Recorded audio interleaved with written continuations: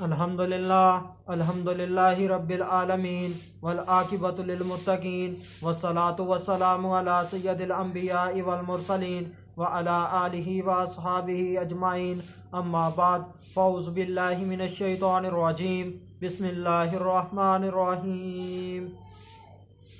فَأَتَتْ بِهِ قَوْمَهَا تَحْمِلُهُ قالوا یا مریم لقد جئت شیئا فریا۔ صدق اللہ العظیم۔ ان اللہ وملائکتہ یصلون علی النبی یا ایہا الذین آمنوا صلوا علیہ وسلموا تسلیما۔ اللہم صل علی سیدنا و مولانا محمد وبارک وسلم وصلوا علیہ۔ الصلاۃ والسلام علیک یا سیدی یا رسول اللہ، الصلاۃ والسلام علیک یا سیدی یا حبیب اللہ، الصلاۃ والسلام علیک یا سیدی یا محمد الرسول اللہ صلی اللہ علیہ وآلہ وسلم۔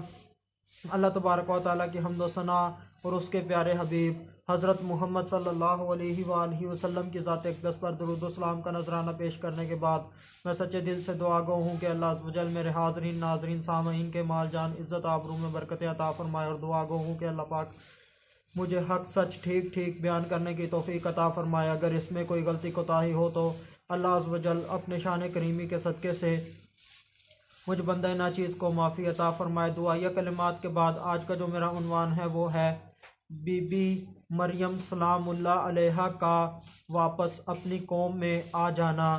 خطبہ کے اندر تلاوت کی گئی آیہ کریمہ سورہ مریم آیت نمبر 27 پارہ نمبر 16۔ ترجمہ: پھر عیسیٰ علیہ السلام کو اٹھائے ہوئے اپنی قوم کے پاس آئیں تو لوگ کہنے لگے، اے مریم، بے شک تو بہت ہی عجیب و غریب چیز لائی ہے۔ بی بی مریم سلام اللہ علیہا اپنے بیٹے حضرت عیسیٰ علیہ السلام کو اٹھائے ہوئے اپنی قوم میں آ جاتی ہیں تو لوگ بی بی مریم سلام اللہ علیہا کو دیکھ کر کہتے ہیں کہ تو بہت بری چیز لائی ہے۔ حضرت ابن عباس رضی اللہ تعالیٰ عنہ فرماتے ہیں، جب سورج نکلا تو بی بی مریم سلام اللہ علیہا اپنی قوم سے چلی گئیں، اور جب ظہر کا وقت ہوا تو بی بی مریم سلام اللہ علیہا اپنے بچے کے ساتھ قوم میں واپس آ گئیں۔ وہب بن منبع رحمۃ اللہ تعالیٰ علیہ فرماتے ہیں، جب مریم سلام اللہ علیہا بچے کو اٹھائے ہوئے اپنی قوم میں واپس آئیں تو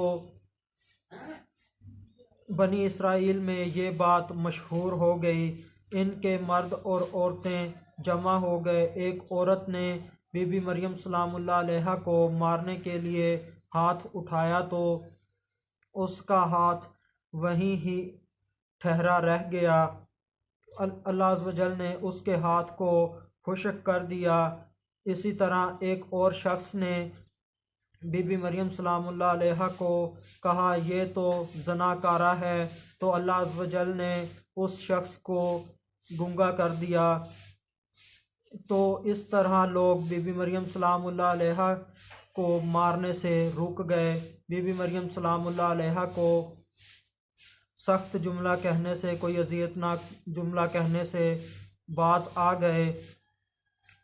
وہب بن منبع کے اس قول سے پتہ چلا کہ اللہ کے محبوب بندے یا بندی پر کوئی تہمت نہیں لگانی چاہیے،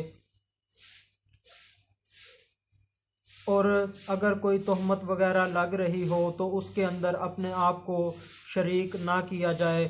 کوئی جملہ ایسا اپنی زبان سے نہ کہا جائے جس سے اللہ والے بندے یا اس کی بندی کی دل آزاری ہو، اس کا دل دکھے، اور خام خواہ کسی اللہ والے پر، اللہ کے مقرب پر ظلم نہ کریں، نہ اسے ماریں۔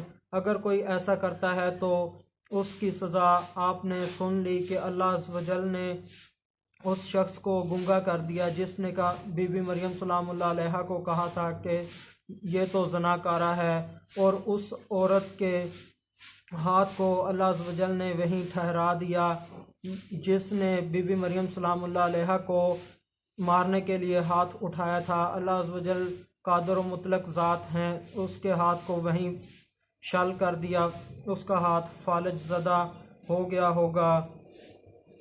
اس وہب بن منبع کے اس قول سے یہ بھی پتہ چلا کہ اللہ عز و جل اپنے پیاروں کو تنہا نہیں چھوڑتے، اللہ عز و جل اپنے پیاروں کی مدد فرماتے ہیں۔ جو کوئی اللہ عز و جل کے پیاروں کو تکلیف دیتا ہے تو اللہ عز و جل اپنے پیاروں کا بدلہ لیتے ہیں اور ظلم کرنے والے کو نشان عبرت بناتے ہیں۔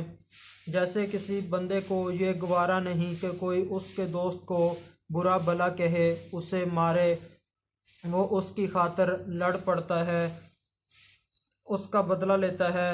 جو بندہ اللہ عز و جل کا دوست ہو یا جس کو اللہ عز و جل اپنا دوست بنا لیں تو اللہ عز و جل اپنے بندے کی مدد فرماتے ہیں، اس کا بدلہ لیتے ہیں۔ جب بی بی عائشہ صدیقہ رضی اللہ تعالی عنہا امہات المومنین پر منافقین نے تہمت لگائی تو اس وقت 3 قسم کے لوگ ہو گئے۔ ان میں سے ایک قسم کے لوگ یہ تھے کہ وہ حضرت عائشہ صدیقہ رضی اللہ تعالیٰ عنہ کی پاک دامنی کو بیان کرتے تھے، ان کے فضائل کو بیان کرتے تھے۔ دوسری قسم کے لوگ یہ تھے کہ وہ اس معاملے میں بالکل خاموش ہو گئے، بالکل نہیں بولے۔ اور تیسری قسم کے یہ لوگ تھے کہ وہ بی بی عائشہ صدیقہ رضی اللہ تعالی عنہا امہات المومنین کو برا سمجھتے تھے، اور جو منافقین نے ان کے اوپر تہمت لگائی تھی اسے وہ درست سمجھتے تھے۔ جب اللہ عز و جل نے بی بی عائشہ صدیقہ رضی اللہ تعالی عنہا امہات المومنین کی شان میں 17 یا 18 آیات نازل فرمائی تو اب جو لوگ حضرت عائشہ صدیقہ رضی اللہ تعالیٰ عنہ پر تہمت لگاتے تھے، برا سمجھتے تھے، اب انہیں کوڑے لگائے گئے۔